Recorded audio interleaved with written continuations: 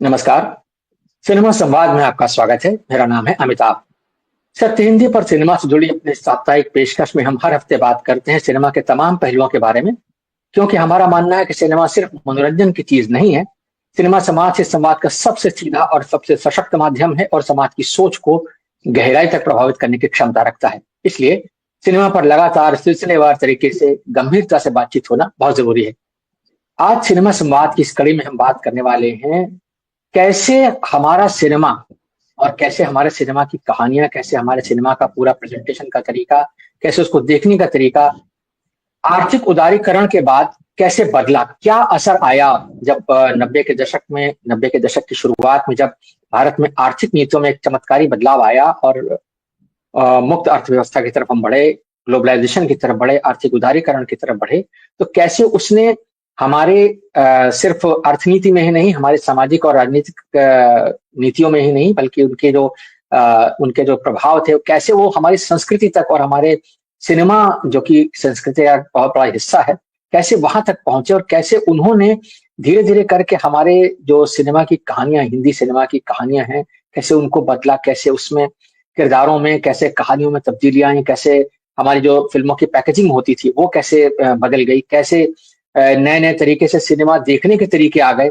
और क्या क्या तमाम बदलाव हुए, उन्होंने किस तरह से हमारे सिनेमा को प्रभावित किया और उसके क्या असर हुए कुल मिलाकर के समाज पर और संस्कृति पर।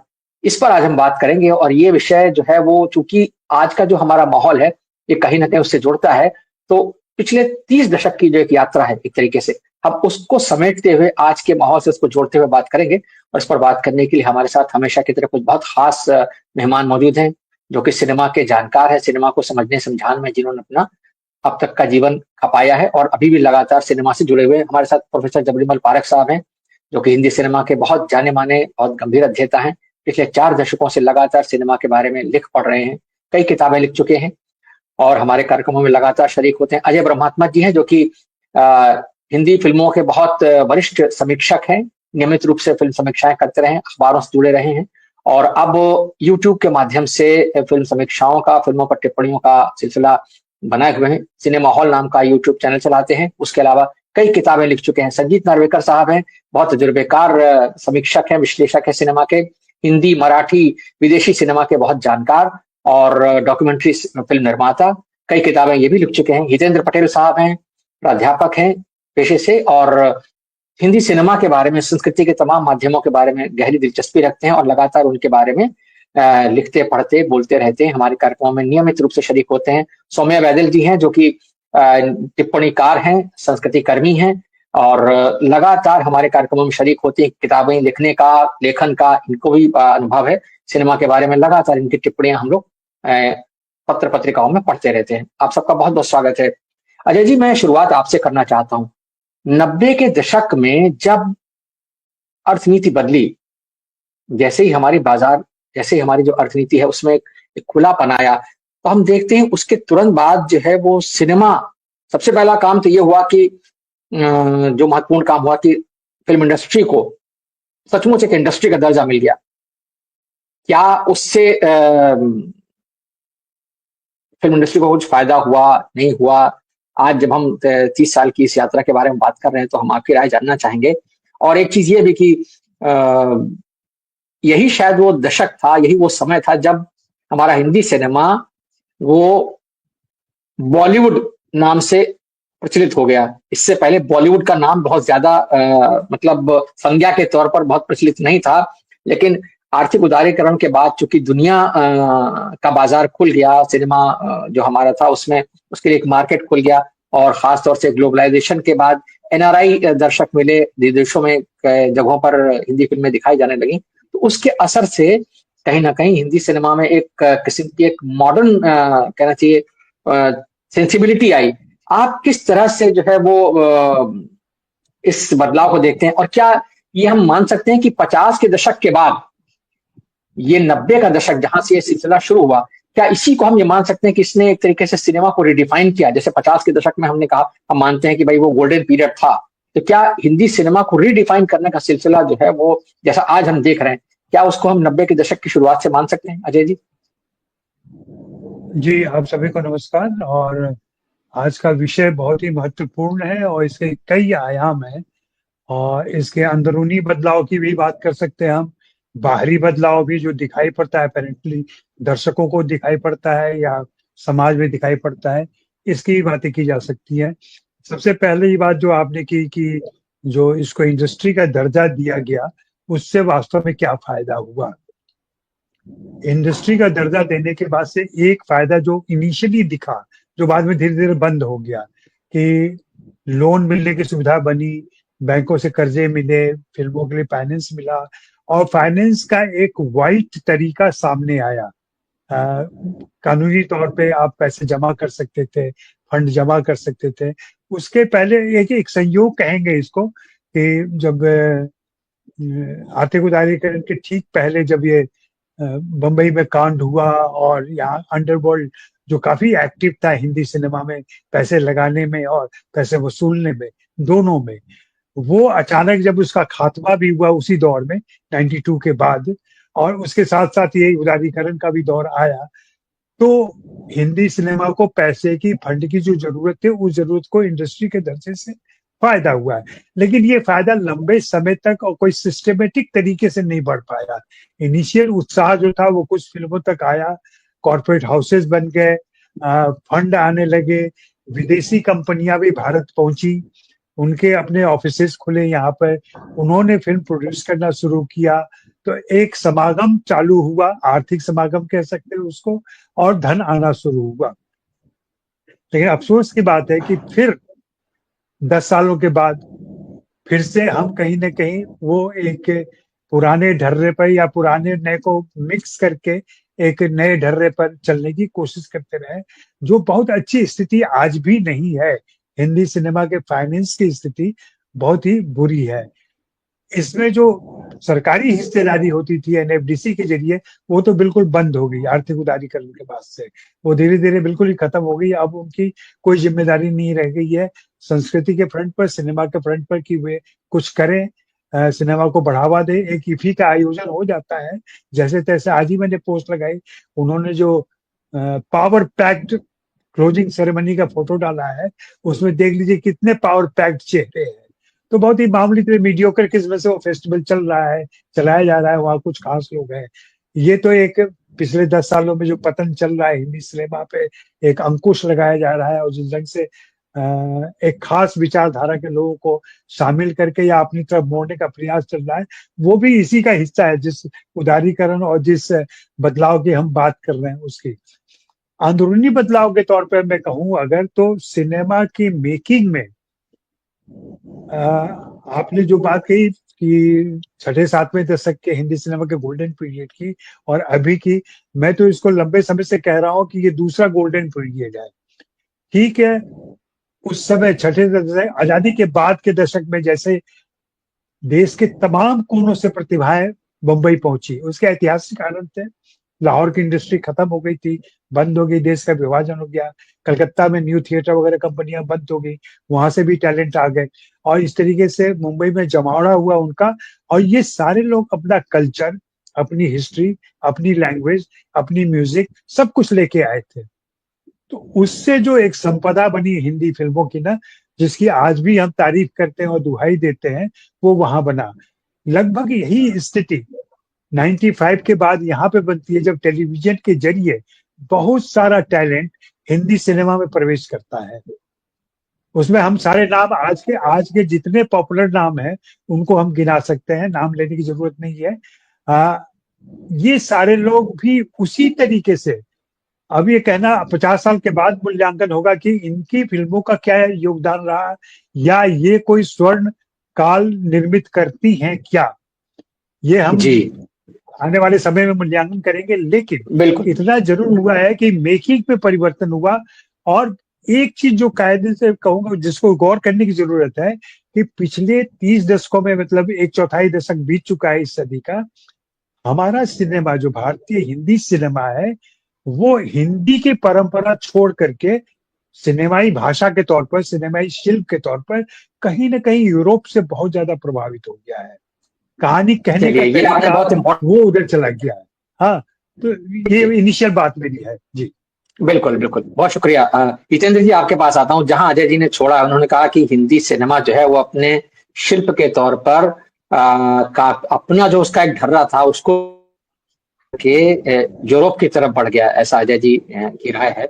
मैं आपकी राय जानना चाहूंगा कि, और आपसे ये एक सिर्फ एक लाइन का सवाल है मेरा आपकी, क्या जिस जो सारा जिक्र अजय जी ने किया, क्या आपको क्या लगता है कि आर्थिक उदारीकरण के बाद जो सिनेमा पनपा, तत्काल बाद से लेकर के आज तक के सिनेमा को अगर हम जोड़ लें, तो क्या उसने जो हमारा सिनेमा था पुराना, जिसको हम आज भी गोल्डन पीरियड कहते हैं और जिसकी हम बार बार वाहवाही करते हैं, जिसको हम याद करते हैं बहुत मीठे तरीके से, तो क्या उसने हमारे सिनेमा को, हमारी किस्सा गोई को, स्टोरी टेलिंग को बेहतर किया है या उसका स्तर गिराया है, जैसा कि अजय जी संदेह कर रहे हैं? आपकी क्या राय है इस बारे नमस्कार, मेरी आवाज सुनाई दे रही है? जी में? जी। जी बिल्कुल। हाँ, तो मैं अजय जी से सहमत हूँ। कुछ मामलों में वो उन्होंने एक सकारात्मक दृष्टि से ये कहने की कोशिश की है कि टेलीविजन की दुनिया से जो आए लोग थे, उन्होंने हिंदी फिल्मों को मदद की। मैं इसको अ, अ, आधा मानता हूँ, आधा नहीं। मुझे लगता है कि समाज में जो हो रहा था या समाज में जो बदलाव आया और शिक्षा के क्षेत्र में जो बदलाव आया और इस तरह से जो ग्लोबलाइजेशन का दबाव बना, वो बहुत ही महत्वपूर्ण एक डिपार्चर पॉइंट है। वो एक ब्रेक है, वो कंटिन्यूम में नहीं देखा जाना चाहिए।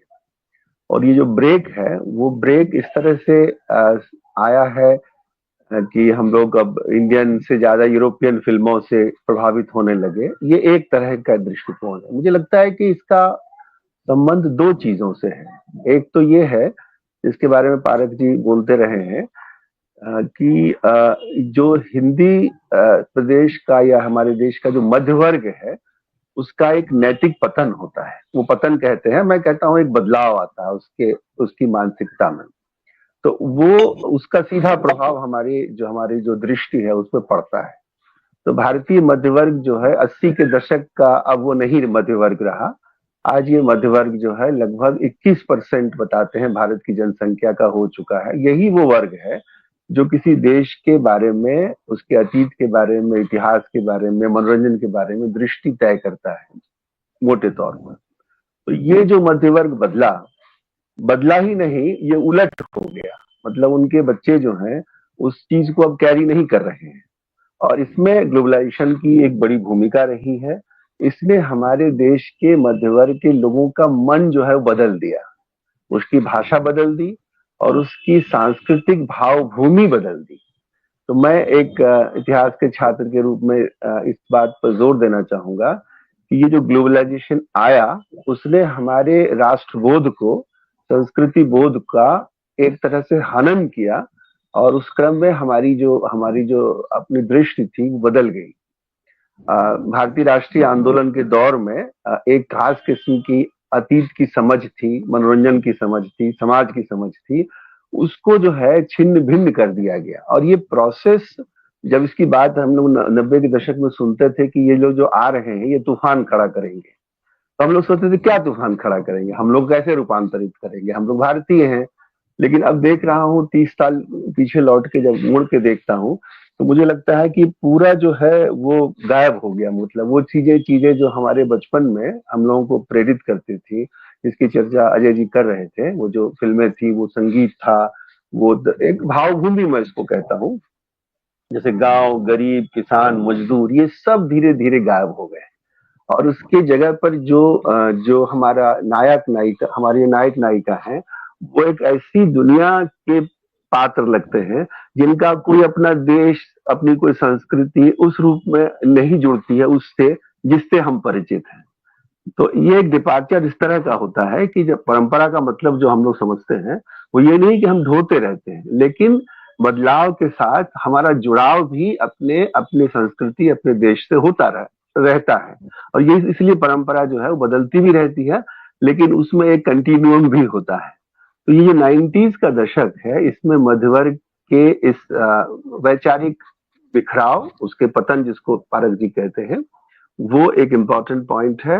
और पैसा जो है वो हर चीज का डिनोमिनेटर बन जाता है, और मध्य वर्ग ने लगभग मूक दर्शक बन करके इस पतन को स्वीकार सा कर लिया है, और उनके बच्चे उनको ही नहीं समझ रहे हैं, उनकी भावभूमि को तो जी समझ ही नहीं रहे हैं। और अंत में वो कहूंगा कि इसमें कुछ लोग ऐसे हैं जो सकारात्मक बनते हैं। इसके दो मॉडल हैं, एक अमिताभ बच्चन मॉडल जो अभी भी वो उस इस जो नए लोग हैं उनके साथ ताल मिलाते हैं और हास्यास्पद हो जाते हैं। वैसे ही गुलजार जी हैं, वो हर चीज में ही वो चीज खोजने लगते हैं और वो पाते हैं कि अभी भी वैसा ही है, नमक इश्क का कुछ भी कर रहे हैं और ताल मिला रहे हैं। ये अच्छे मॉडल नहीं है। हम लोगों को ये जो बदलाव है सबसे पहले इसको स्वीकार करना चाहिए और ये मानना चाहिए कि हमारे समाज में और हमारे शिक्षा के क्षेत्र में, संस्कृति के क्षेत्र में ये जो गुणात्मक परिवर्तन, ये क्वालिटेटिव चेंज हुए हैं, ये हुए हैं। और इसके फलस्वरूप आज जो चतुर्दिक जो हमारे जो हम लोग जिससे परेशान हो जाते हैं और खोजने लगते हैं कि सहगल कहाँ गए और वो हमारे तलत महमूद कहाँ गए, विमल रॉय कहाँ गए, वो तड़प जो है वो हमारी बढ़नी चाहिए। और हम लोगों को समझना चाहिए कि एक ब्रेक 90s में आया और इसके लिए प्राइमरीली मैं मानता हूँ कि ग्लोबलाइजेशन का जो प्रोसेस है वो इम्पोर्टेंट है, इसको एक्नॉलेज किया जाना चाहिए। और अगर हम कोई सिंथेसिस बना सकते हैं, कोई चीज बना सकते हैं तो बनाने की कोशिश करनी चाहिए, लेकिन पहला जी एडमिशन होना चाहिए कि there was a departure point. बिल्कुल ठीक है। डिपार्चर पॉइंट था। आपने आपने बहुत सारी बातें कही जिसमें पैसे का जिक्र भी आया। आप जब बात कर रहे थे तो मुझे चूंकि 90s का के सिनेमा से शुरू करके हम बात कर रहे हैं, मुझे वो रंगीला फिल्म जो थी राम गोपाल वर्मा की, उसका एक गाना याद आ गया जिसमें वो आमिर खान और उर्मिला मातोंडकर के चरित्रों के माध्यम से जो उसमें बातचीत है कि गाड़ी बंगला नहीं ना सही, बैंक बैलेंस नहीं ना सही, है ना। तो वो जवाब में कहती कि गाड़ी बंगला अगर हो तो क्या बात है, बैंक बैलेंस से। तो वो कुल मिलाकर के जो पैसे की बात थी, जो एक निम्न वर्गीय प्रसंग था, जहां पर ये मानते थे कि भाई पैसा नहीं है तो कोई बात नहीं, आदमी की जिंदगी में आदर्श होने चाहिए। अभी क्या है कि वो पैसे की जो डिजायर थी उसको 90s ने एक तरीके से लेजिटिमाइज कर दिया और ये कहा कि नहीं, पैसा अगर आप कमा रहे हैं तो कोई बात नहीं। क्योंकि 90s में हमने देखा था कि तरह तरह से जैसे स्टॉक एक्सचेंज को लेकर के बहुत सारी बातें हुई, हर्षद मेहता आए, बहुत सारे प्लेयर्स आए जिनकी वजह से लोगों का इंटरेस्ट बढ़ा। और साथ साथ में एक चूंकि आर्थिक उदारीकरण हुआ तो डिजायर्स का भी जो है पूरा एक जो अभी तक जो जिसपे ढक्कन लगा हुआ था वो पूरा का पूरा खुल गया। सौम्या जी आपके पास आ रहा हूँ। फायर जैसी फिल्म जो है वो जी पहले बनना शायद मुमकिन नहीं था। आपसे मैं जानना चाहूंगा ये जो डिजायर का मामला जिस तरह से खुला, जी जिस तरीके से हम देखते हैं कि दिल चाहता है का जो एक किरदार है वो अपने से बड़ी उम्र की महिला से प्रेम करता है और उसके लिए उसको कोई शर्मिंदगी नहीं है। या लम्हे फिल्म आई थी, वो फिल्म फ्लॉप हो गई, लेकिन ये कि उसमें जो एक लड़की है जो जिसको अपनी पिता की उम्र के व्यक्ति से जो है उसके प्रति आकर्षण होता है और अंत में उसको कन्विंस कर लेती है उस प्रेम के लिए। तो ये चीजें जो है ये एक नया आयाम खुला कहीं ना कहीं हमारी स्टोरी टेलिंग में। आप किस तरह से डिफाइन करेंगी जो स्टोरी टेलिंग में जो डिफरेंस आया है, जिसको अभी तक अजय जी ने और हितेंद्र पटेल जी ने कहा, उसमें आप क्या क्या जोड़ना चाहेंगे सौम्या जी? सभी को नमस्कार। और जो बातें अजय जी और हितेंद्र जी ने कही, मैं ज्यादातर उन बातों से बिल्कुल सहमत हूँ। मतलब उनमें मैं ये जोड़ना चाहती हूँ कि सिनेमा हमेशा एक सोसाइटी के सपनों को दिखाता था। तो हमारे सपने थे 50s में कि एक सेक्युलर, इक्वल, एक एंड ओरिएंटेड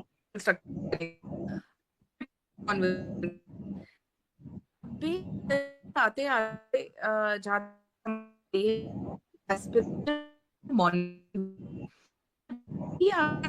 मॉनिटरी हो जाते हैं, आप उन सपनों का जवाब भी उन मॉनिटरी तरीकों से ही देते हैं। तो हमारी फिल्मों में मतलब चाहे आप डीडीएलजे ले लीजिए या उसके बाद जो पूरा एक दौर आया डीडीएलजे से निकलता हुआ है, इसमें एक तरह का एस्पिरेशनल लाइफस्टाइल दिखाने की कोशिश करी गई। मुझे ऐसा लगता है जिक्र किया ये भी फिल्में पेरीमीटर पे हैं, ये मेन स्ट्रीम फिल्में नहीं है। जब हुई कि वो नहीं चल पाई थी, लम्हे रिजेक्ट करी गई ऑडियंस से। तो अगर कोशिश भी करी किसी ने कुछ ऐसी कहानियां बनाने की जो एक प्रिस्क्रिप्टिव रिलेशनशिप के दायरों से बाहर थी, तो वो फिल्में रिजेक्ट करी गई, ऑडियंस ने नहीं उतना ज्यादा उनको तवज्जो दी। मेरे हिसाब से उस दौर में जब जब पैसा आया, एस्पिरेशंस बने, ऑडियंस शायद और ज्यादा रिस्ट्रिक्टिव हो गई। तो जिस तरह का सिनेमा 50 के दशक में देख रहे थे, जहां आपको सुजाता जैसी फिल्म दिखती है, कास्ट और क्लास पे कॉन्वर्जेशंस होते हैं, वो सारे कॉन्वर्जेशंस ही हट गए। क्लास की डिवाइड एग्जिस्ट करती है, इस रियलिटी की तरफ हमने लिटरली एक पर्दा सा डाल दिया, जो हम आज की तारीख में अपने पॉलिटिकल स्ट्रक्चर में देख रहे हैं, जहां कोई बात नहीं करना चाहता। जैसा कि हम बात करें किसान की, मजदूर की, एक ले दे के पीपली लाइव आती है, एक ले दे के कोई ऐसी कहानी आएगी जिसमें शायद मजदूर की बात होगी, इतना सोचने पर भी दिमाग में नाम नहीं आ रहा है, राइट? तो मतलब हमने एक इग्नोरेंस कर दी, क्योंकि हमें लगा कि मार्केट वही है जहां मिडिल क्लास पैसा खर्च करेगा, उनको उनकी कहानियां दिखाइए जैसे। लेकिन 90s से लेके अब तक में मेरे हिसाब से और ज्यादा पतन हुआ है।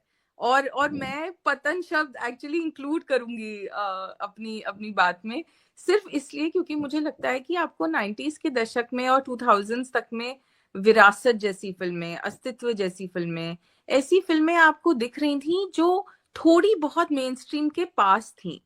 आज के दौर में वो जो डिवाइड था, जो ऑल्टरनेट और मेन स्ट्रीम का डिवाइड 70s में हमने देखा था, वो डिवाइड शायद हम दोबारा देख रहे हैं, जो और ज्यादा कैज़म टाइप हो गया है। मतलब वो फॉल्ट लाइन इतनी ज्यादा डीप हो गई है कि बहुत क्लियरली स्लॉट हो जाती हैं। तो बहुत अच्छी अच्छी फिल्में बन रही हैं, अलग अलग भाषाओं में बन रही हैं, लेकिन वो मेन स्ट्रीम में नहीं आ पाती, क्योंकि वो पहुंच ही नहीं पाती। एक अफवाह जैसी फिल्म बनती है जो सोशल स्ट्रक्चर को पे सवाल उठाने की कोशिश करती है, उसे चलने नहीं दिया जाता। तो मेरे हिसाब से बहुत ज्यादा मार्केट ओरिएंटेड हो गई हैं हमारी फिल्में, जहां हम ये टिक मार्क करते हैं कि क्या चीज पैसा बनाएगी। सिंपल सा एक मेरे दिमाग में एक जो सेमियोटिक एक मैं वो देखती हूँ कांस्टेंट जो चल रहा है, वो है ग्रैंडियोर का। आप चाहे कभी खुशी कभी गम देख लीजिए, चाहे आप देवदास देख लीजिए, संजय लीला भंसाली का पूरा फिल्मोग्राफी देख लीजिए, एवरीथिंग इज वेरी ग्रैंड, क्योंकि हम उस समय अपने ऑडियंसेस को बड़े सपने दिखाना चाहते थे। लेकिन उन बड़े सपनों में सब्सटेंस क्या था, वो बदल गया था। तो अब सपने एकता के, साथ के, अच्छाई के, वो सारे जो मॉरलिस्टिक एक एक कड़ी थी जो हमें जोड़ के रखती थी, वो कड़ियां टूट गई थी। 70 के दशक तक बड़ी फिल्में तब भी बनी है, दीवार तब बनी है, शोले तब बनी है, मतलब मैसिव फिल्म्स। लेकिन उनकी विचारधारा यही थी कि गब्बर का एंड में नहीं सॉर्ट ऑफ सक्सेस है, राइट? या आपके पास मतलब दीवार में एक अच्छाई की जीत होती है बुराई पे, बट वो सारे जो इडियम्स थे वो बदल गए हैं। आप डॉन देखिए, Don of 1978 and Don of 2000s, उसमें Don survives, it the aspiration is कि वो मॉरलिस्टिक कड़ियां टूटेंगी। प्रॉब्लम ये है कि जो हमने सोचा कि हम मॉरलिस्टिक कड़ियों को तोड़ देंगे, वो हम उतना तोड़ नहीं पाए, क्योंकि हम अभी भी एक पेट्रियार्कल मॉरलिस्टिक स्टैंडर्ड्स में बाकी किरदारों को बांध के रखते हैं। तो मेरे हिसाब से 90s was actually very interesting, क्योंकि कहीं कहीं कुछ ब्रेकअवेज हुए थे। आपके पास डर आई, अंजाम आई, इस टाइप की फिल्में आई जहां एंटी हीरो की राइज हुई, बाजीगर आई। लेकिन धीमे धीमे हम देखते हैं कि वो सारी फिल्में उसी patriarchal moralistic capitalist sort of definition में आकर बैठ गई हैं, जहां हर चीज सिर्फ एक मॉनेटरी सक्सेस के मापदंड पे देखी जा रही है। उसमें मेरे हिसाब से freedom of expression of any kind, चाहे हम जो लिख रहे हैं या हम बोलना चाहते हैं, वो कम हो जाता है। लेकिन वहीं पर एक हमारे पास लुटेरा भी आती है, वहीं हमारे पास एक मसान भी आती है, वहीं अलग अलग छोटे छोटे जो दिए लेकर जल रही हैं हमारे फिल्मी सॉर्ट ऑफ वर्ल्ड के अंधकार में, वो फिल्में भी हैं जिनकी तरफ देखा जा सकता है। लेकिन it is a big question कि 5 अब तक रिलीज नहीं हो पाई, कि ब्लैक फ्राइडे किन किन जतनों के साथ बनी थी। तो वो सारे जी सवाल मेरे हिसाब से जरूरी हो जाते हैं। और मैं एक छोटी सी बात और जोड़ना चाहती हूँ कि जो हम 90s से बात कर रहे हैं, पिछले 10 साल भी देखना बहुत जरूरी है, क्योंकि पिछले 10 साल में जिस जिस लेवल का डिक्लाइन आया है, पीके को खत्म हो जाएंगे 10 साल इधर दिसंबर में, और हम आज की तारीख में पीके जैसी फिल्म बनाकर रिलीज नहीं कर सकते। तो वो एक जो response of cinema to culture तो है ही, लेकिन response of cinema to political landscape भी है। और पॉलिटिकल लैंडस्केप में आपके पास उतनी जगह नहीं बच रही है कि आप उन बातों को कर पाए जो शायद आप और ज्यादा आजादी के साथ इवन 75 में कर रहे थे। तो मतलब दीवार आती है 75 में, उसके बाद आंधी रिलीज होती है, जी इमरजेंसी के बाद गोलमाल जैसी फिल्म में एक डायलॉग आता है कि इमरजेंसी हट जाने का मतलब ये नहीं है कि आप लोग शोर मचाएं और जो मन कर रहा है करे करे। लेकिन आज की तारीख में क्या आप हैदर, पीके ऐसी फिल्में बना सकते हैं? सवाल वो भी मेरे ख्याल से मैं जोड़ना चाहूंगी इस पूरे कैपिटलिस्ट स्ट्रक्चर ऑफ सिनेमा में। जी जी, बहुत अच्छी बात आपने कही है। आपने जो स्ट्रक्चर की बात की, संजीत जी आपके पास आता हूँ। सौम्य जी ने जो उदाहरण दिए, जैसे डॉन फिल्म का उदाहरण दिया उन्होंने, और भी जो जिक्र किया, और साथ में जहां उन्होंने खत्म किया कि जो पहले हम कर पा रहे थे, यानी जिस तरह का सिनेमा हम बना पा रहे थे, जो चीजें हम खुल करके दिखा पा रहे थे या डिबेट कर पा रहे थे, सिनेमा जो कहानियां, आज शायद हम वो ना दिखा पाए। तो क्या ये हम माने कि जो आर्थिक उदारीकरण था उसने अर्थव्यवस्था को तो उदार कर दिया, लेकिन समाज को कट्टर बना दिया, और धीरे धीरे समाज जो है उसकी कट्टरता हम देख रहे हैं बढ़ती ही जा रही है। और आज आज होता क्या है कि कोई भी फिल्म आती है तो किसी भी मुद्दे पर किसी न किसी वर्ग की भावनाएं आहत हो जाती हैं, और फिर वो मामला जो है वो अदालत में या इधर उधर घूमता रहता है, या उसको लेकर के प्रोटेस्ट होते हैं, या किसी फिल्म स्टार ने कुछ कह दिया तो उसकी फिल्मों का बायकॉट शुरू हो जाता है। हमने ये भी देखा कि 90s वो दशक था जहां से ये आर्थिक उदारीकरण की शुरुआत हुई और सिनेमा का एक तरीके से पूरा चेहरा बदला। जो एक्टर्स उस दशक में सामने आए, वो सारे के सारे आज की तारीख में हिंदी सिनेमा के सुपरस्टार कहलाते हैं, चाहे शाहरुख खान हो, चाहे सलमान खान हो, आमिर खान हो, सैफ अली खान को ले लीजिए, अक्षय कुमार को ले लीजिए, अजय देवगन को ले लीजिए, जितने भी इस तरह के एक्टर्स हैं वो सारे के सारे उस दौर में आए, या जो उस दौर के डायरेक्टर्स थे, जैसे कि सूरज बड़जात्या हैं, या आपके राजकुमार, ये जो घायल फिल्म के जो निर्देशक थे राजकुमार संतोषी, या और तमाम जो संतोषी थे, राजकुमार हिरानी थे, बहुत सारे निर्देशक हैं जो कि उस नए समय में सामने आए, और वो आज की तारीख में उनको लेजेंडरी एक तरीके से स्टेटस मिल चुका है। लेकिन जो चीज मूल सवाल है कि क्या जो सिनेमा का के भीतर जो एक सोच थी, यानी जो एक लचक थी कि आप सारी धाराओं को समाहित करके अपनी बात कह सकते हैं, और किसी को कोई बहुत ज्यादा भावनाएं आहत नहीं होती थी लोगों की, आज वो हम देख रहे हैं बिल्कुल पलट गया। आप कैसे देखते हैं इस चीज को? क्या आपको लगता है कि कहीं ना कहीं ये पूरा का पूरा मामला सिर्फ पूंजी के दबाव की वजह से हो रहा है, क्योंकि पैसा लगता है लोगों को लगता है नहीं पैसा लगा है, और अगर कहीं कोई पॉलिटिकल प्रोटेस्ट होता है तो पैसा हमारा डूब न जाए, इसलिए समझौता करते चलो, और कोई आवाज उठाने की जरूरत नहीं है, या उसमें उससे अलग रहने की जरूरत है, सिर्फ खेलना चाहते हैं लोग। क्या कहेंगे आप? जी, हितेन जी, अजय जी और सौम्या जी ने जो सोशियो फिलोसॉफिकल इश्यूज रेज किए, उसको तो मैं दोहरा के कुछ फायदा नहीं है। एक दो बातें उनके मुद्दों से मैं उठाऊंगा। सौम्या जी ने कहा कि पीके जैसी फिल्म अब नहीं बन सकती। अच्छा, ये थोड़ा सा मेरे लिए प्रॉब्लम ये हो जाता है क्योंकि मैंने लिखना 1969 में शुरू किया, तो मेरे लिए पीके अभी की और आज की फिल्म है। अगर आप शोले के बारे में बोलेंगे कि वापस, सौम्या जी बहुत यंग है तो उसको लगता है कि 10 साल हो गए पीके के, लेकिन for me it is the same generation, क्योंकि मुझे 69, 70, 71, 72 बी आर इशारा इनकी फिल्में याद है, उनके साथ इंटरेक्शन किया, तो मुझे लगता है पीके तो अभी बनी है, उसमें क्या है, अभी बनी रही है। खैर ये एक बात है। मैंने कहा ना कि जैसे सोशियो पॉलिटिकल लेवल पे मैं अभी नहीं बोलूंगा क्योंकि अजय जी, हितेन जी और सौम्या जी ने बहुत कुछ बोल दिया उस पे। मैं प्रैक्टिकली फिल्म इंडस्ट्री के पॉइंट ऑफ व्यू से ग्लोबलाइजेशन के वजह से या इंडस्ट्रियलाइजेशन के वजह से क्या क्या चेंजेस आए उस पर गौर करना चाहता हूँ। एक तो थोड़ा सा जोक के तौर पे चोरी चकारी बंद हो गई। एक जमाने में हम लोग ढूंढते थे कि भाई कौन सी फिल्म कौन से हॉलीवुड फिल्म से बनी है, और कौन से सीक्वेंसेस चोरी किए गए हैं अभी उसकी जरूरत नहीं पड़ती। उसका सबसे क्लासिक एग्जाम्पल है महेश भट्ट की murder, murder 1, murder 2, murder 3। Murder 1 कहाँ से चोरी की थी किसी को पता नहीं चला। मर्डर 2 तो लोगों ने कहा कि चलो कोरियन फिल्म थी द चेजर, वहां से ली थी। लेकिन मर्डर 3 के लिए उन्होंने बाकायदा, वो कोलंबियन फिल्म थी द हिडन फेस, उसके राइट्स लेके उसने वो फिल्म बनाई। जैसे आमिर खान ने लाल सिंह चड्ढा बनाई, उसके राइट्स लिए, हालांकि उसको 10 साल लगे फॉरेस्ट गम के राइट्स लेने के लिए। तो जैसे बदला बनी, इनविजिबल गेस्ट से बनी, और दे वर ऑल क्रेडिटेड। ऐसा कभी नहीं हुआ कि फिल्म बनी और हम लोग ढूंढ रहे हैं कहां से ली। स्टार्ट में ही बता दिया कि ये फलानी फिल्म से ली गई है, इसके ऑफिशियल राइट्स लिए गए हैं। ग्लोबलाइजेशन का ये एक बड़ा इम्पैक्ट हो गया, क्योंकि क्या हो गया, डॉलर एक्सेसिबल हो गया, राइट्स लेना इजी हो गया, बॉलीवुड का स्तर बदल गया।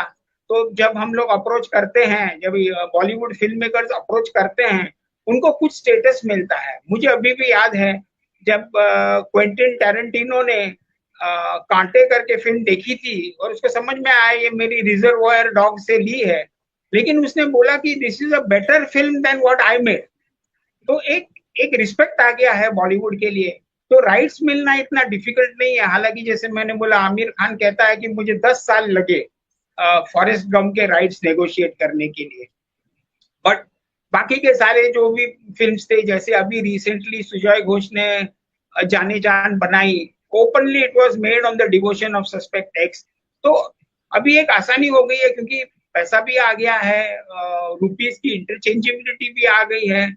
मुझे याद है जब मैं पहली बार अब्रॉड गया तो $8 जेब में लेके गया और मुझे लगा अभी वहां जाके खाना नहीं मिले तो $8 में क्या होने वाला है।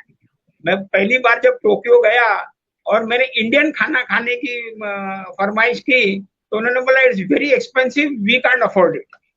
तो अभी now it is not that thing. आप दुबई जाते हैं, अमेरिका जाते हैं, आप जेब में $1000-1500 अगर आपकी ये है, तो that interchangeability has allowed us to access Hollywood also. दूसरी बात जो मैंने की कि एक Bollywood is now a global brand. जो एक जमाने में ट्रेडिशनल, जहां इंडियन डायस्पोरा था, जैसे मॉरिशस में मराठी फिल्म चलती थी, सिंगापुर में तमिल फिल्म चलती थी, सम पार्ट्स ऑफ यूएसए, जहां जहां इंडियंस रहते थे, अफ्रीका में Kenya, Tanzania, Zimbabwe, South Africa, wherever Indians were there, Indian film चलती थी।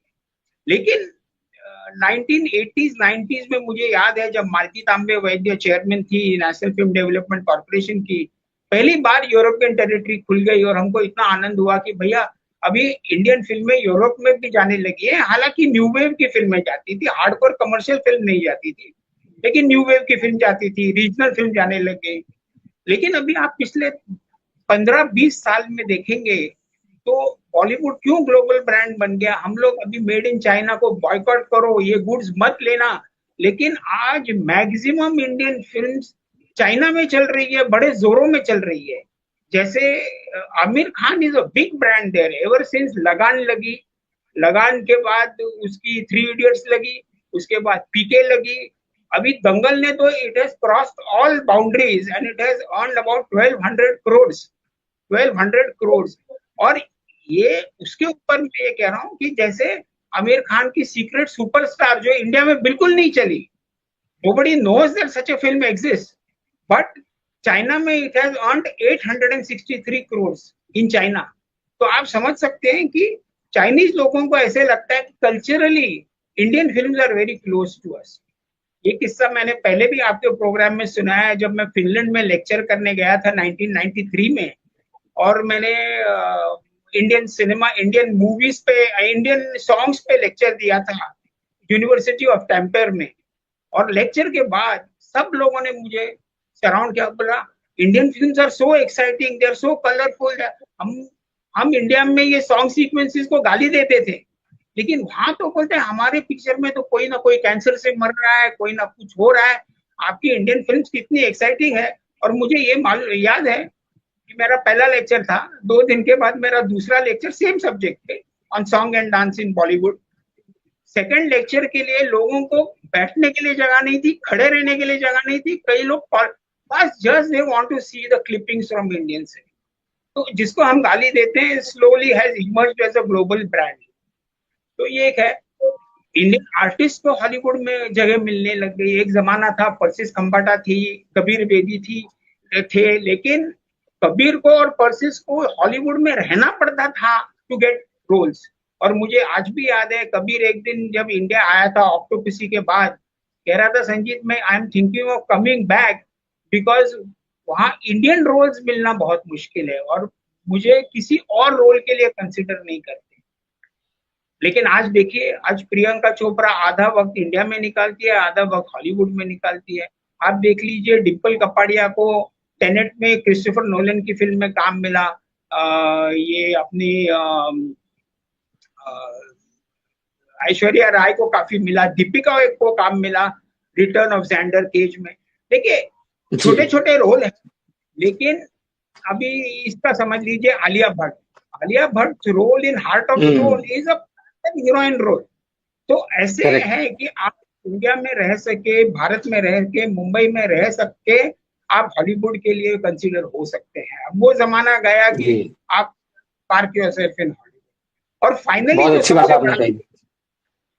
सॉरी नहीं आपने बिल्कुल सही कहा, आप बिल्कुल सही एक उदाहरण दे रहे थे। जी फाइनल जो मैं कहना चाहता हूँ कि अभी एक पॉसिबल हो गया कि एक जमाने में आनंद अमृतराज, विजय अमृतराज के भाई अमेरिका में बैठ के वहां की बीसी क्लास फिल्म बनाते थे, लेकिन आज अनिल अंबानी ने आपके लिए खोल दिया है। 2005 में ही went into partnership with Storyteller Holdings, which is owned by Steven Spielberg and DreamWorks और Amblin Pictures के साथ। और आप समझ लीजिए कि आगे के दशक में he made films like Lincoln in 2012, he made films like Fifth Estate in 2013, he made a film like Bridge of Spies which was a nominee for the Oscars in 2015, he made Girl on the Train in 2016। हालांकि बुरा वक्त भी आ गया क्योंकि उनके जो financial decisions थे और उनके जो इन्वेस्टमेंट्स थे वो कुछ ठीक ठाक नहीं बने, लेकिन अभी now with the coming back of Reliance power, क्या पता रिलायंस एंटरटेनमेंट भी आगे आ जाएगा। बट उन्होंने महत्वपूर्ण ये फिल्में बनाई। एक ही बात फाइनल में कहना चाहूंगा, वो है कि सही है नेगेटिव चीजें भी हो गई है, होमोजेनाइजेशन ऑफ इंडियन सिनेमा हुआ है। मतलब हिंदी सिनेमा का प्रोडक्ट इंटरनेशनल लेवल पे जाएगा तो आपको पता नहीं चलता। भाषा के अलावा अगर आप पठान देखें, जवान देखें, वॉर देखें, आपको लगता है हॉलीवुड की फिल्म ही देख रहे हैं, खाली भाषा अलग है। और नेटफ्लिक्स ने ये किया है कि हॉलीवुड फिल्में भी हिंदी में बोलने लग गई हैं, तो अपने को पता नहीं चलता यहाँ बनी है, वहां बनी है, कहाँ बनी है। So influence of western aesthetics, western story telling, western cultural aspects, ये बहुत प्रभाव हुआ है। हालांकि रीजनल सिनेमा पे बड़े बजट्स मिलने लग गए हैं, जैसे तमिल, तेलुगु, मलयालम फिल्म्स के लिए ज्यादा पैसे मिलते हैं क्योंकि बाहर से पैसा आता है, because films are doing well in Singapore, they are doing well in other places in UAE। लेकिन एक लॉस ऑफ आइडेंटिटी है। जो छोटे रीजनल सिनेमास है ना, जैसे मैं मराठी का भी देखता हूँ बहुत बार, तो अब मराठी सिनेमा में इम्पैक्ट इतना जोर से हुआ है कि 90-95% ऑफ द फिल्म्स खाली भाषा मराठी है, लेकिन आप उसका जो रंग रूप देखेंगे ना वो कम्प्लीटली वेस्टर्न है। और जो पुराने प्रोड्यूसर्स हैं वो कहते हैं कि अपने मराठी में बोलते हैं कि मराठीपन नहीं है, कि मराठी के एलिमेंट्स नहीं है। आप देख रहे हैं को लंदन में शूटिंग हो रहा है, ये हो रहा है, और कल्चरल वैल्यूज भी है। 3 लड़कियां चली गई लंदन, वहां कुछ मौज मजा कर रहे हैं, या तो क्वीन जैसी फिल्म बन रही है कि इंडिपेंडेंट चली गई। तो ये जो रीजनल सिनेमा पे जो इम्पैक्ट, जो मलयालम फिल्म्स हम लोग जो 80s 90s में देखते थे और अब जो मलयालम फिल्म्स देखते हैं, the veneer of westernization is very easily seen in these films। Amitabh ji बहुत शुक्रिया। आपने बहुत विस्तार से हिंदी सिनेमा और उस पर जो तमाम बाहर की फिल्मों के असर और कैसे हमारा सिनेमा बदला है, और आपने ये एक बड़ी अच्छी बात बताई कि कैसे हमारे जो कलाकार हैं उनको जगह मिलने लगी। वाकई में हम अगर याद करते हैं, आपने जिन कलाकारों का नाम लिया उनमें हम ओमपुरी और इरफान जैसे एक्टर्स को भी जोड़ दें तो जो सम्मान उन्होंने अर्जित किया है और जिस तरह से उनको वहां पर रोल्स मिले और जिसकी वजह से भारतीय सिनेमा की प्रतिष्ठा में। जी बोलिए, आप कुछ कहना चाह रहे हैं। तब्बू को अब भी साइन किया है ड्यून प्रोफेसी के लिए, and it is said that she will have a very running role. तो जैसे मैंने आलिया भट्ट की बात की, वैसे तब्बू की भी बात करनी चाहिए, क्योंकि if she gets a running role in a TV serial, बहुत बड़ी बात, क्योंकि वहां टीवी जी सीरियल्स बिल्कुल मतलब काफी सीजन के लिए वो करती रहे। बिल्कुल बिल्कुल सही कहा आपने। फारक साहब आपके पास आता हूँ। जो सारी बातें अभी तक हमने की हैं, हम एक चीज जो यहाँ जो एक थ्रेड बार बार आ रहा है कि कैसे हमारा अ, आर्थिक उदारीकरण के बाद समाज बदला है और कैसे उस समाज के साथ साथ में जो एक संस्कृति बदली है वो सारा का सारा कैसे सिनेमा में परिलक्षित हुआ है, कैसे कैरेक्टर्स बदल गए, कैसे एनआरआई कैरेक्टर्स की भरमार है, कैसे हमने देखा कि डीडीएलजे से लेकर के और कुछ कुछ होता है और तमाम सारी फिल्में जो है उसमें पैसे वाले किरदार यानी उच्च मध्य वर्गीय किरदार या बहुत रईस, यानी दिल चाहता है जैसी फिल्म है जिसमें कि 3 लड़कों की कहानी है, कहानी बहुत अच्छी है और बहुत अच्छे तरीके से फिल्माई भी गई, एक तरीके से ट्रेंड सेटर बन गई वो। लेकिन वो देखा जाए तो 3 ऐसे लड़कों की कहानी जहां पैसा कोई समस्या ही नहीं है, उन्हें ठल्ले हैं तो भी जो है उनका जीवन बहुत आराम से गुजर रहा है। लेकिन हाँ, उनके जीवन में एक रिक्तता है, वो रिक्तता जो है वो एक अलग तरीके से उभरती है और उसको फरहान अख्तर ने बहुत बढ़िया ढंग से दिखाया। लेकिन आपके पास मैं आ रहा हूँ एक दूसरा सवाल लेकर के। इस आर्थिक उदारीकरण के बाद हमने देखा कि जिस तरह से एक जो राष्ट्रवाद का यहाँ पर जिक्र आया, एक नए तरह का राष्ट्रवाद भी पनपा है। और अगर मैं बॉर्डर जैसी फिल्म का एक उदाहरण लूं, बॉर्डर के बाद जो है वो उसका जो गाना था संदेशे आते हैं, वो कैसे एक नया एंथम बनता है। और फिर कैसे जब 92 में बाबरी मस्जिद गिराई गई, जो उसका उसका जो एक अध्याय हुआ, उसके बाद फिर जब दंगे हुए देश भर में, मुंबई में खास तौर से, और उसके असर से फिल्म इंडस्ट्री पर एक परछाई पड़ी उसकी, और कैसे संजय दत्त का एक पूरा प्रकरण आया, कैसे एक इंडस्ट्री को लेकर के तमाम तरह की बातें आई, अंडरवर्ल्ड का पैसा और बहुत सारी बातें। उसके बाद से हिंदी सिनेमा में हम देखें कि कहानियां भी बदली हैं और कहानियों में जो नायक खलनायक होते थे वो भी बदला है। और कैसे पेट्रियोटिज्म का एक पूरा जो एक मुहावरा था, वो पूरा का पूरा उसका प्रेजेंटेशन बदल गया। आप क्या कहेंगे इस बारे में? सबको नमस्कार। 1990 के बाद जिसे आमतौर पर भूमंडलीकरण का दौर कहते हैं, पिछले 30 साल करीबन गुजर चुके हैं। उन्हें कई तरीके से पहचाना जा सकता है और मेरे से पहले जो भी मित्रगण बोले हैं उनमें वो पहचाने दिखाई दे रही है कि क्या क्या परिवर्तन हुआ है। जय ने भी जो कहा, और हितेंद्र जी, सौम्या, संजीत, मेरे ख्याल में कई चीजें हैं जो कथ्य की दृष्टि से भी बदलाव हुआ है और वो महत्वपूर्ण है। जिसमें से एक आपने कहा कि राष्ट्रवाद, एक नए तरह का राष्ट्रवाद हमें दिखाई देता है। ये सही है, नए तरह का राष्ट्रवाद है और उसका चरम रूप जो है अब हम पिछले 10 साल से देख रहे हैं। हिंदी सिनेमा या हिंदुस्तानी सिनेमा इस मंजिल तक पहुंच जाएगा, वो अचानक नहीं हुआ। वो एक लंबी यात्रा करके यहाँ पहुंचा है। और अगर आप 2014 से पहले की जो फिल्में हैं जिसमें आतंकवाद एक महत्वपूर्ण फार्मूले की तरह इस्तेमाल हुआ, उस आतंकवाद में मुख्य निशाना कौन था? मुख्य निशाना जो था वो पाकिस्तान था और मुख्य निशाना जो था मुसलमान था।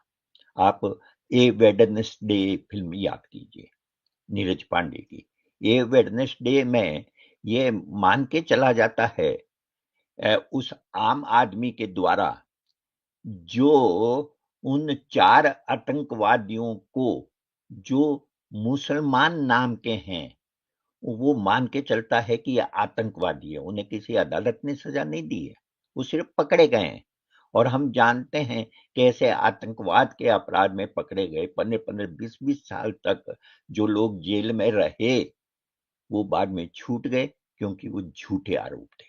लेकिन यहाँ ए वेडनेसडे में वह आम आदमी, या आम आदमी उसका अपने आप को कहना ये बहुत महत्वपूर्ण है, क्योंकि यह आम आदमी जो है एक तरह से आम आदमी के नाम पर यह राष्ट्रवाद परिभाषित हो रहा है। और उसके लिए वो जो बिंब इस्तेमाल करता है, वो बिंब इस्तेमाल करता है कि आपके घर में अगर कॉकरोच घुस आए और इस तरह के कीड़े मकोड़ों गुस्सा है तो क्या करेंगे आप उन्हें मारेंगे ना। तो ये आतंकवादी भी वो ही हैं और इसलिए वो उनकी हत्या कर देता है। और आप देखेंगे कि ये जो पूरा राष्ट्रवाद का ये जो रूप है, ये राष्ट्रवाद का रूप इसकी भी एक परंपरा है। कैसे परंपरा है? आपने शोले फिल्म देखी, शोले फिल्म का राष्ट्रवाद से कोई संबंध नहीं है, लेकिन शोले फिल्म किस बात को बढ़ावा देती है कि अगर न्याय नहीं मिलता है तो वो न्याय हमें करना पड़ेगा और हम कर सकते हैं क्योंकि हम ताकतवर हैं, और 2 गुंडे खरीदिए और मरवा डालिए जैसे मरवाना है। और आज क्या हो रहा है? तो एक यह जिस राष्ट्रवाद देशभक्ति की बात कही जाती थी, और मतलब आप ये देखिए कि एक फिल्म बनती है काबुली वाला, और उसमें एक पठान जो है अफगानिस्तान का, वो अपने वतन को याद करता है, और उस वतन को याद करते हुए हमें कोई प्रॉब्लम नहीं होती। हम वो वतन को याद करता है अपने बच्चे की तरह, और हम उसकी भावना के साथ जुड़ते हैं। लेकिन अब क्या है, अब राष्ट्रवाद की परिभाषा बिल्कुल अलग तरह की हो गई है। इस राष्ट्रवाद का एक और रूप है दूसरा, जो हमें प्रदेश में देखने को मिलता है, जो हमें दिलवाले दुल्हनिया में देखने को मिलता है। आप पूरब और पश्चिम से तुलना करके देखिए इन फिल्मों की। पूरब और पश्चिम के अंदर मनोज कुमार का मिशन यह है कि जो विदेश चले गए हैं उन्हें वापस भारत लाया जाए, जो ब्रेन ड्रेन हो रहा है उसे वापस लिया जाए। परदेश तक पहुंचते पहुंचते, परदेश दिलवाले दुल्हनिया ले जाएंगे, बहुत सारी फिल्में, पहुंचते पहुंचते हमारे लिए भी गर्व के विषय हो गए हैं जो विदेश जाकर बस गए हैं, क्योंकि अब हमें डॉलर की जरूरत है। तो इस तरह से एक बदलाव आ रहा है। ये बदलाव आप 90 के बाद देख सकते हैं, और ये बदलाव इसलिए आ रहा है क्योंकि हमारा जो सिस्टम है वो, उसके पीछे के जो मूल्य हैं, चाहे आर्थिक मूल्य हो या राजनीतिक मूल्य हो, वो बदल गए हैं। और इसको मैं 2 उदाहरणों से संक्षेप में सिर्फ नाम ही लूंगा, ज्यादा नहीं चर्चा करूंगा। देवदास 1955 की देवदास देखी, और 2002 की बंसाली की देवदास देखी। बंसाली की देवदास देखते हुए मुझे सास बहू मार का जो सीरियल आते थे उसकी याद आती है। वो बिल्कुल उसी तरह से बनाई गई है। वो भावना ही नहीं है, वो इमोशंस नहीं है, वो सेंटिमेंट्स नहीं है, वो सवाल ही नहीं है वहां पर, जो शरद चंद्र के उपन्यास में थे, जो विमल रॉय की फिल्म में थे। और यहाँ वो एक सारा का सारा जो मसला है वो कहना चाहिए कि बाजारू हो गया। वह व्यक्ति जो कलकत्ता पढ़ने के लिए जा रहा है उसे विदेश भेज दिया जाता है, क्योंकि अब आकर्षण विदेश है, अब आकर्षण कलकत्ता नहीं है। तो ये कई है। एक और उदाहरण मैं देता हूं। बूट पालिश फिल्म बनी थी 1954 में, राज कपूर ने बनाई थी। किसके बारे में थी? झुग्गी बस्तियों में रहने वाले 2 अनाथ भाई बहनों के बारे में। फिल्म उनके बारे में है। कोई बाहर से उद्धार करने के लिए वो फिल्म नहीं आती, फिल्म उनके जीवन के कष्टों को बताती है। और उनका लक्ष्य क्या है उन भीख मांगते हुए बच्चों का? कि हम मेहनत की रोटी खाएं, और इसके लिए क्या है उनके सामने कि हम बूट पालिश करें।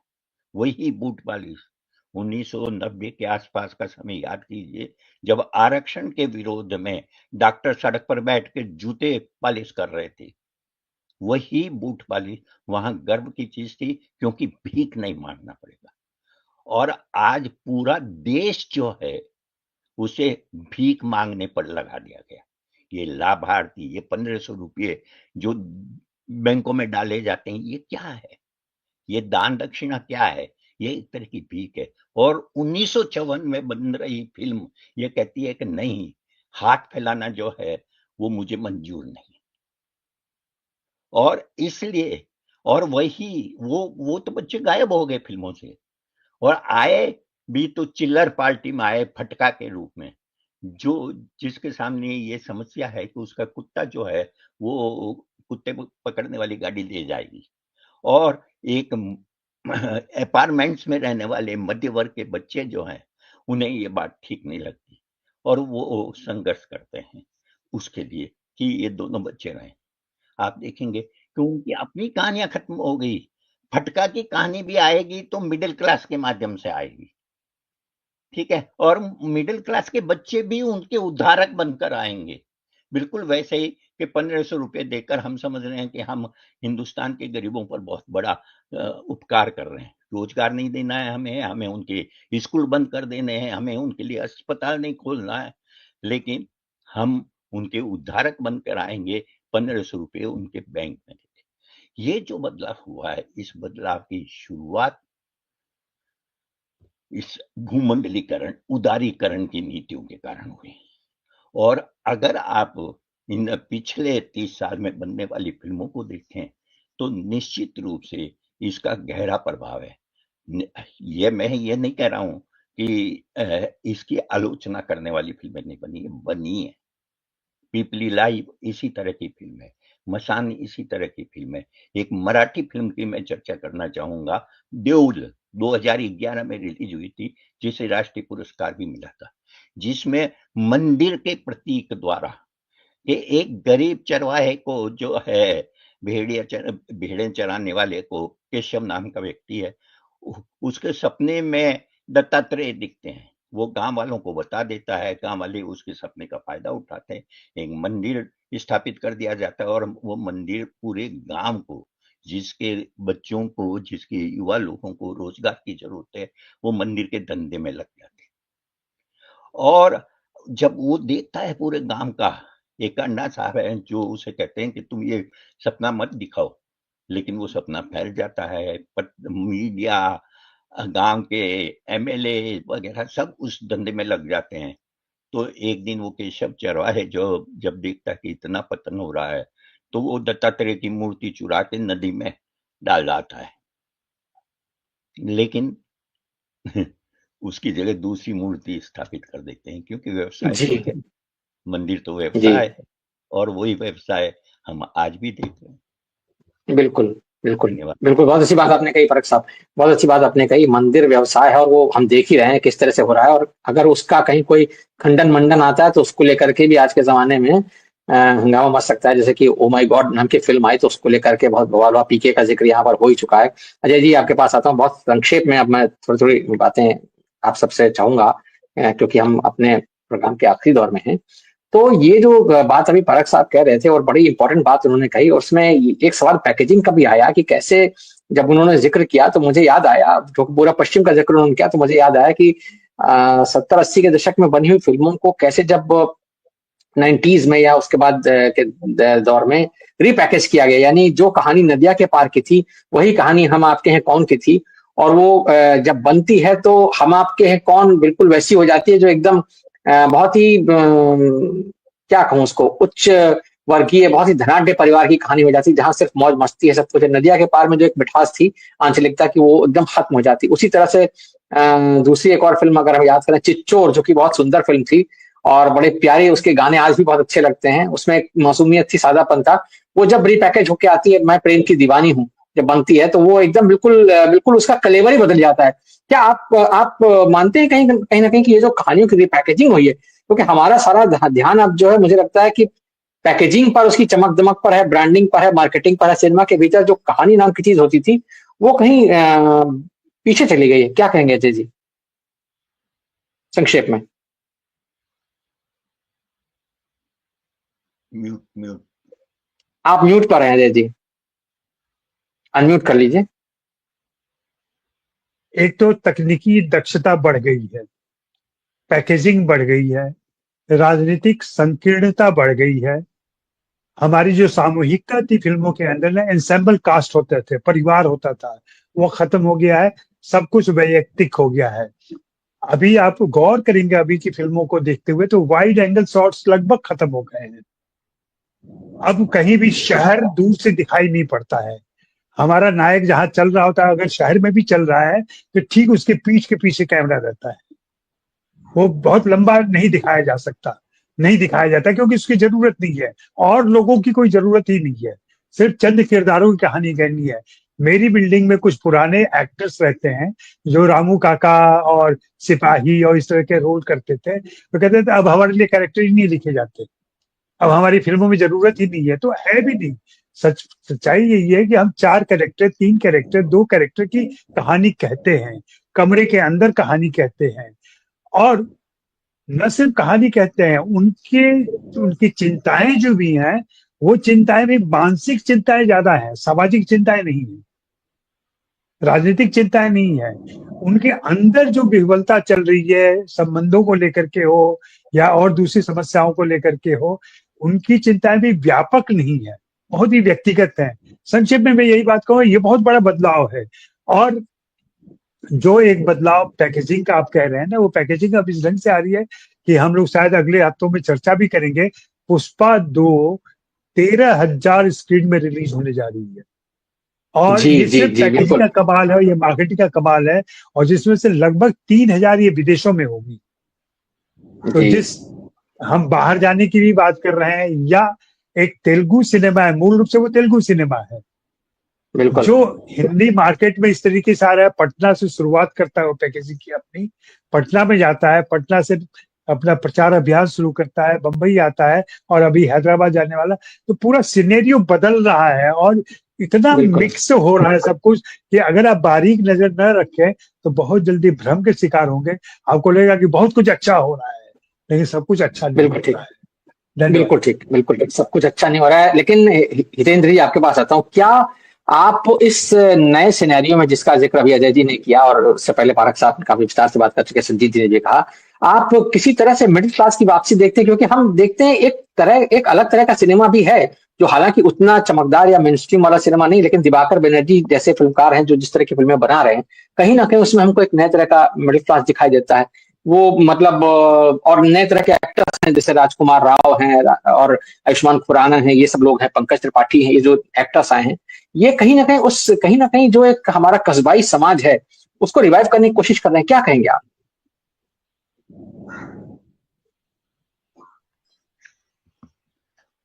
हितेंद्र जी, अनम्यूट कर लीजिए अपने आप को।